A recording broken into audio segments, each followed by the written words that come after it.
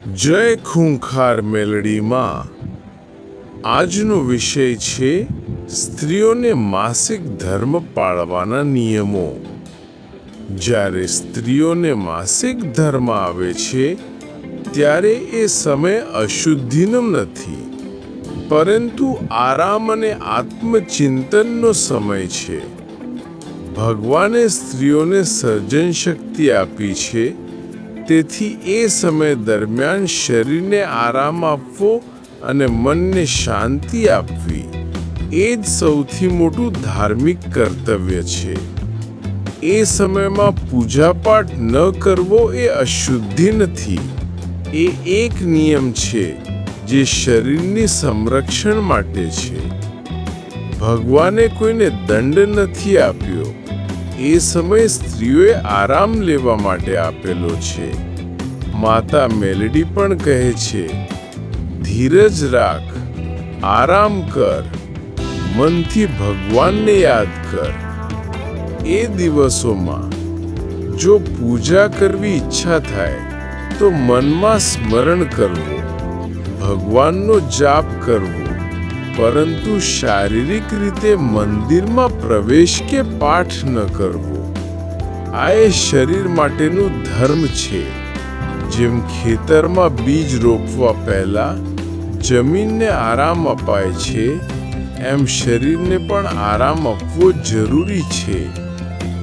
જે સ્ત્રી એ નિયમોનું પાલન કરે છે તેના ઘરમાં શાંતિ, સંતાન સુખ અને સમૃદ્ધિ આવે છે। જે વિરુદ્ધ કરે છે ત્યાં મનની અશાંતિ, ચિંતા અને નકારાત્મકતા વધે છે। આ સમય દરમિયાન શુદ્ધ ખોરાક લેવું, દૂધ, ફળ, હળવો ભોજન અને આરામ મનને શાંત રાખવું।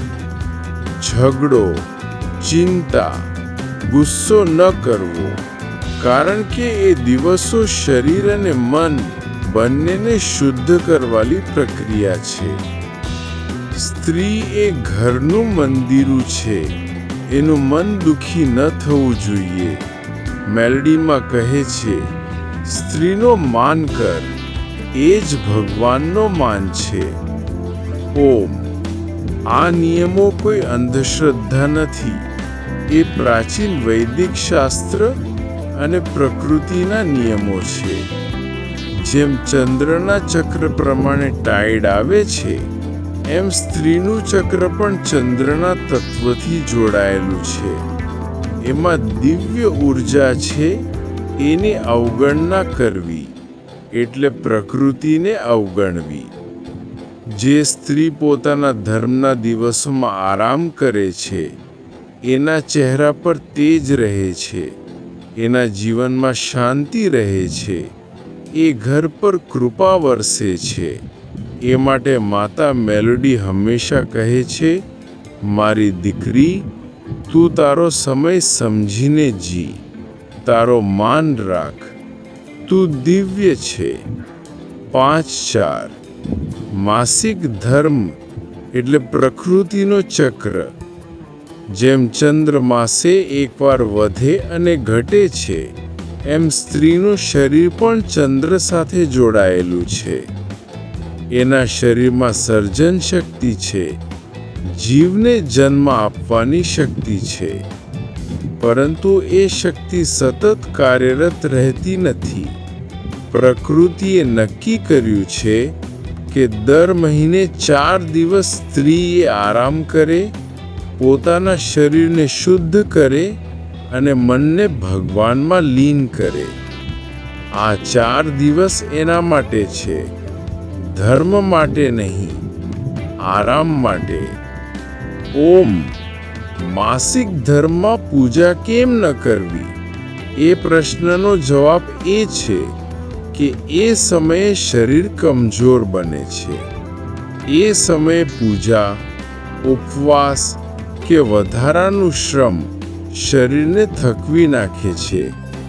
એટલે મેલડીમાં કહે છે, મારી દીકરી, એ દિવસોમાં તું આરામ કર, મનમાં સ્મરણ કર, હું તારા હૃદયમાં છું, વેદો કહે છે, સ્ત્રી એ પ્રકૃતિનું પ્રતિબિંબ છે.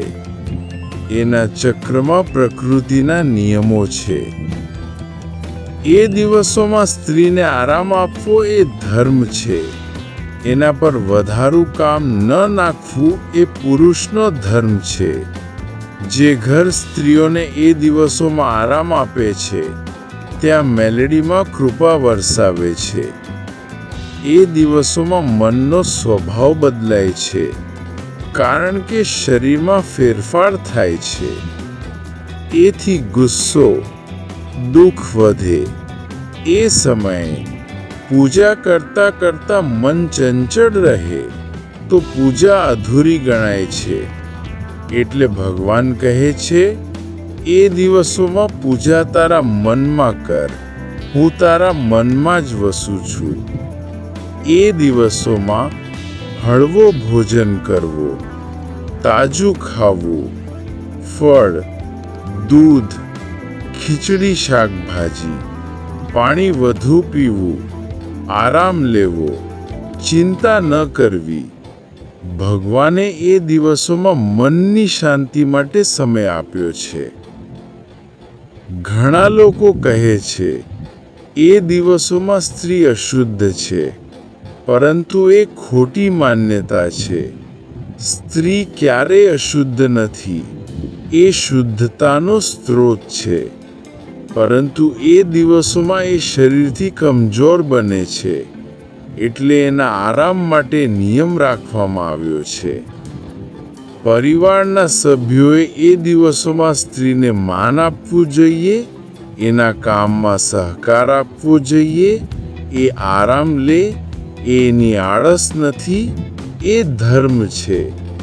મેલેડીમાં કહે છે, જે ઘરમાં સ્ત્રીને માન મળે છે, ત્યાં મારી કૃપા સદા રહે છે. માસિક ધર્મ એ દિવ્ય પ્રક્રિયા છે. એ દિવસોમાં સ્ત્રીનું શરીર ધરતી જેવી સ્થિતિમાં જાય છે, જૂનું છોડે છે અને નવું બનાવે છે. એ શુદ્ધિકરણ છે, એ વિધિ છે. જો એ વિધિને સમજીને મનથી સ્વીકારો તો એ દિવસો આશીર્વાદ બની જાય છે. માસિક ધર્મમાં પૂજા ન કરવી એ અશુદ્ધિ નથી, પરંતુ શરીરની સુરક્ષા માટેનો દિવ્ય નિયમ છે. સ્ત્રી એ શક્તિ છે, એ ધર્મ છે, એ સર્જન છે. એના માટે એ દિવસોમાં શાંતિ રાખવી, આરામ કરવો અને ભગવાનનું સ્મરણ કરવું એ જ સચ્ચો પાઠ છે.